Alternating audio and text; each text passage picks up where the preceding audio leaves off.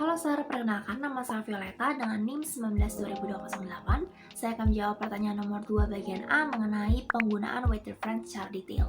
Waiter friends adalah beberapa alat atau media yang harus selalu standby pada waiter atau waitress. Yang pertama ada notebook. Notebook merupakan catatan kecil yang biasanya dibawa oleh waiter atau waitress yang dimana di dalam catatan tersebut, waiter atau waitress mencatat hal-hal penting seperti pesanan atau komplain dari tamu. Lalu yang kedua ada ballpoint. Ballpoint biasanya sudah satu paket dengan notebook yang ini sebagai media untuk mencatat.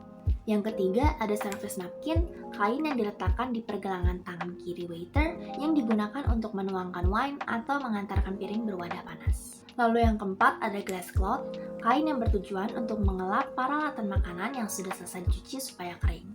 Lalu kelima ada wine opener, alat membantu waiter untuk membuka tutup botol wine. Wine opener ini terdapat 3 bagian, yakni pisau kecil untuk membuka segel dari wine-nya, lalu ada bagian corkscrew untuk mengangkat tutup kayu wine, lalu yang terakhir adalah bottle opener, yakni digunakan untuk membuka tutup botol bir. Lalu yang terakhir ada korek api kayu yang biasanya digunakan waiter untuk menyalakan lilin pada table tamu atau kebutuhan lain yang mungkin membutuhkan api. Lalu kita lanjut ke B. Di sini saya akan memposisikan diri saya sebagai head waiter, yang dimana saya akan melakukan review closing briefing terhadap waiter secara detail versi saya.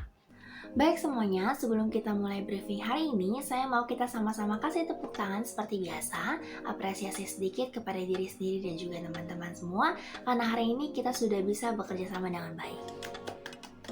Oke, saya mau tahu dulu deh dari teman-teman semua, menurut kalian, kinerja kalian hari ini tuh seperti apa sih?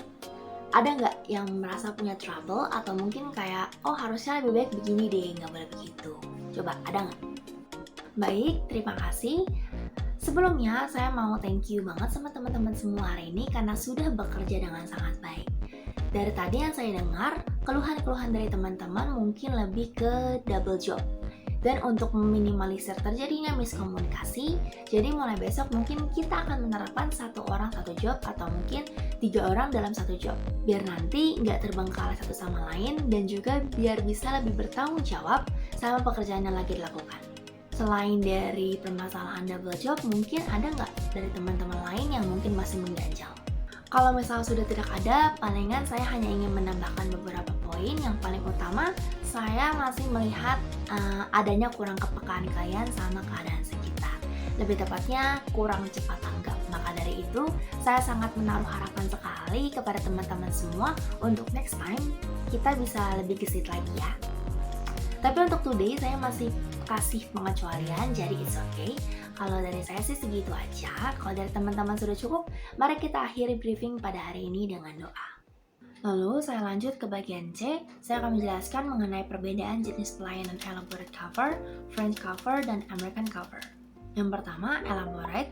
Pada elaborate cover, table setup-nya disertai dengan dinner plate, dinner fork, dinner spoon, soup spoon, knife, B&B plate, water spreader, goblet glass, wine glass, salt and pepper, dessert plate, dessert spoon, and napkin. Elaborate service menyajikan makanan langsung yang diantar ke meja tamu oleh waiter atau waitress.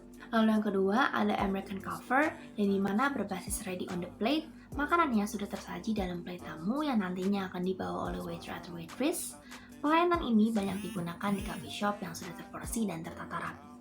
Lalu yang ketiga, French cover, pelayanan yang dihidangkan di atas kereta dorong, dan pada umumnya pelayanan ini dilakukan oleh 2 pramusaji yang kerap disebut chef derang dan komis derang. Chef derang memiliki tugas yakni memberikan salam kepada tamu, menghidangkan wine, hingga memasak hidangan-hidangan spesial di atas kereta dorong di hadapan para tamu. Lalu tugas komis derang yakni menerima pesanan dari chef derang, menyajikan makanan yang diolah oleh chef derang. Lebih tepatnya lebih ke asisten dari chef derang. Lalu yang D, saya akan menjelaskan tentang sequence of service atau urutan pelayanan di fine dining restoran. Yang pertama adalah menyambut tamu yang datang, lalu juga menanyakan apakah tamu tersebut sudah melakukan reservasi sebelumnya atau belum. Lalu mengantarkan tamu ke tabel mereka. Sebagai salah satu bentuk sopan santun, tak lupa kita mempersilakan mereka duduk pada kursi yang telah ditempatkan. Lalu yang ketiga, menebarkan napkin yang ditaruh di atas kedua paha tamu dengan sopan dan jangan lupa untuk menyelipkan kata excuse me atau dalam bahasa Indonesia kita bisa menggunakan permisi, mohon maaf. Lalu kita menuangkan air mineral. Lalu yang kelima, menyajikan roti sebagai welcoming food, lalu memberikan daftar menu, serta tak lupa juga menjelaskan beberapa menu favorit dari restoran tersebut dengan jelas agar mudah untuk dipahami. Lalu, setelah membiarkan para tamu memilih menu yang diinginkan, para waiter atau waitress dapat mencatat pesanan mereka. Lalu, harus dipastikan kita menyajikan pesanan minuman terlebih dahulu sebelum menyajikan makanan. Lalu, mengkonfirmasikan pesanan kepada tim kitchen, menjelaskan makanan pembuka, lalu kita dapat menyajikan makanan utama.